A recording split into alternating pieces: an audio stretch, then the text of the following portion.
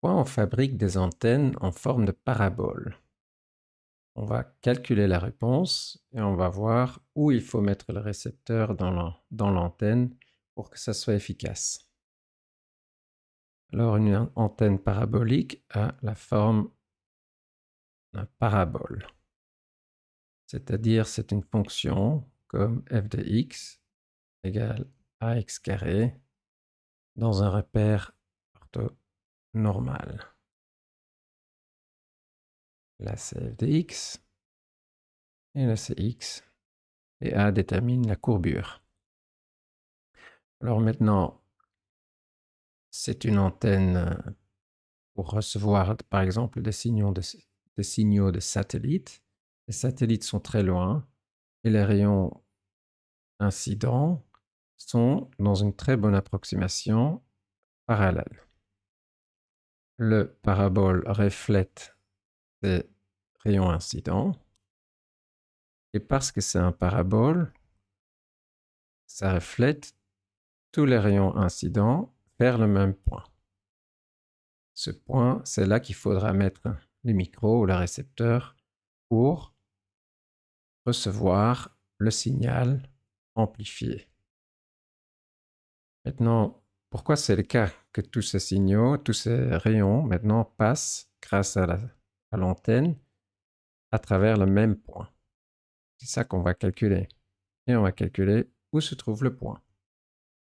Donc, premièrement, il faut calculer la tangente ou le droit tangent au parabole à un point x0.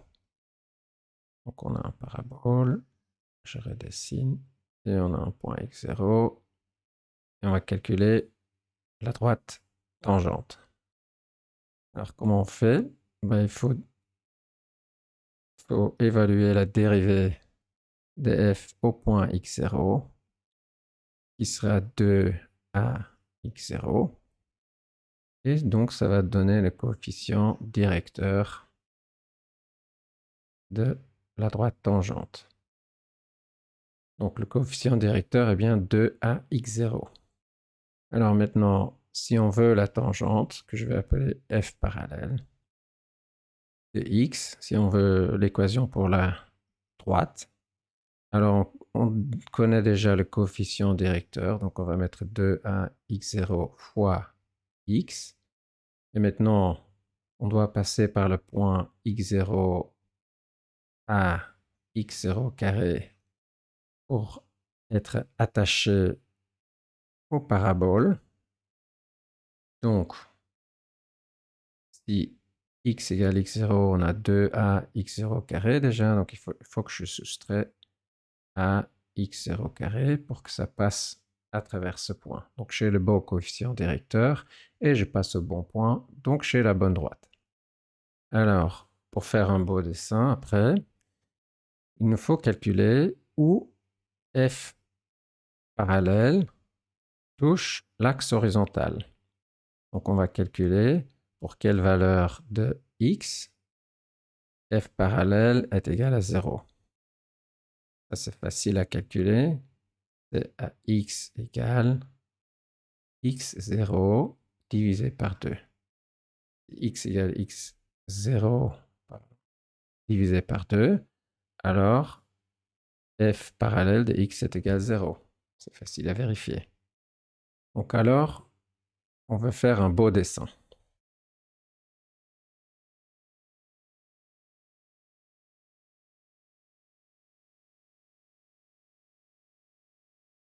Voilà, on a fait notre beau dessin.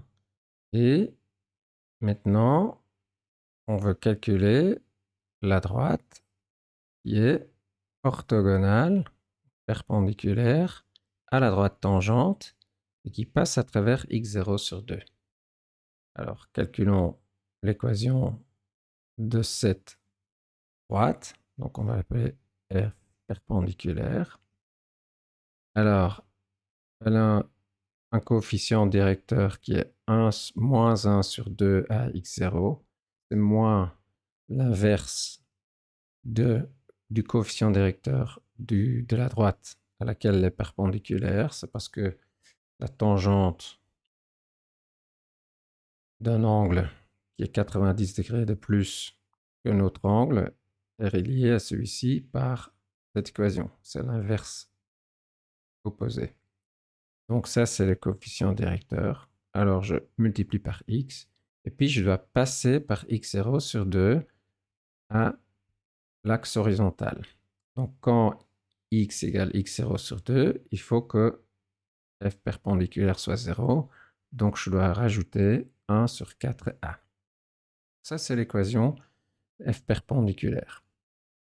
Maintenant, on remarque la chose suivante. Si je dessine, et je devrais le dessiner, mon dessin n'est pas assez bon. Donc si je dessine maintenant la droite qui va de point de réflexion vers le point où cette droite perpendiculaire touche l'axe vertical, alors j'ai les propriétés suivantes. Cet angle entre le rayon incident et la tangente est évidemment égal à l'angle de l'autre côté de ce point incident. Premièrement. Deuxièmement, j'ai construit cette droite pour qu'elle soit perpendiculaire à la droite tangente.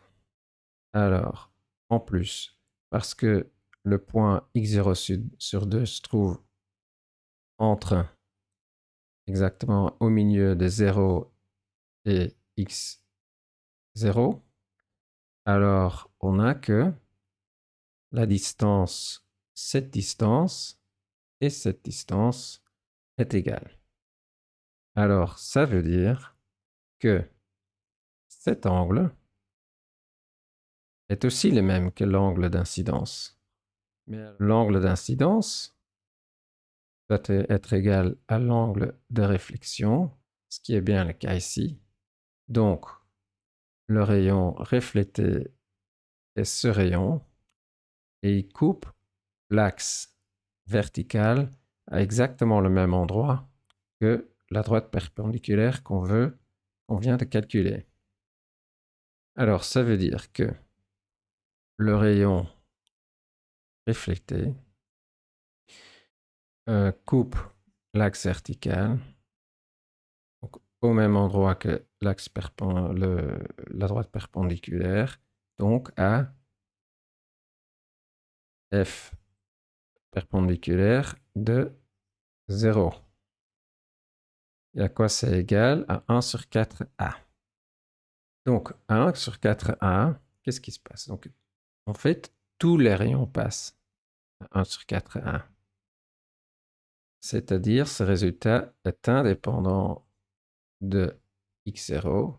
Donc, indépendamment de x0, tous les rayons reflétés passent au point 0, 1 sur 4a. Donc, ça s'appelle le point de focus. Le point de focus se trouve donc à 0, 1 sur 4a.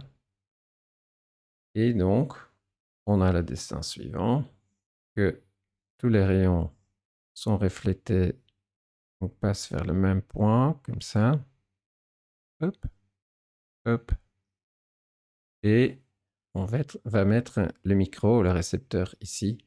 Et donc, grâce à la forme parabolique de notre antenne, on a bien garanti que le signal est amplifié là où on va mettre notre récepteur.